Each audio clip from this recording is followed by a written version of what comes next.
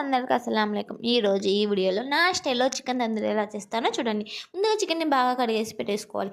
ఆ తర్వాత కొద్దిగా పెరుగు, కారం, పసుపు, అల్లం వెల్లుల్లిగడ్డ పేస్టు, పచ్చిమిరపకాయలు, కస్తూరి మేతి, గరం మసాలా వేసుకొని బాగా మంచిగా కలుపుకోవాలి.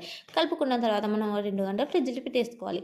2 గంటల తర్వాత మనం ప్యాన్ పెట్టి ప్యాన్లో ఒక స్పూన్ ఆయిల్ వేసి వీటిని మనం చికెన్ని వేసుకొని బాగా మీడియం ఫ్లేమ్లో పెట్టుకొని బాగా మనం ఒక పక్క వేయించుకోవాలి 5 మినిట్స్. మళ్ళీ ఒక పక్క వేయించుకున్న తర్వాత బాగా మళ్ళీ ఇంకో సైడ్ తిప్పుకొని 5 మినిట్స్ వేయించుకోవాలి. ఆ తర్వాత మూత పెట్టేసి ఒక 5 మినిట్స్ వేయించుకున్న తర్వాత మనం స్టవ్ ఆఫ్ చేసుకుంటే రెడీ, ఎంతో టేస్టీ అయిన చికెన్ తందూరి రెడీ. ఈ వీడియో మీకు నచ్చినట్టే నాకు ఛానల్ని సబ్స్క్రైబ్ చేసుకోండి అబ్బా ప్లీజ్. అలాగే లైక్ చేయండి, కామెంట్ చేయండి. అలాగే ఈ రెసిపీ మీరు ట్రై చేసినట్టయితే నాకు కామెంట్ చేసేయండి.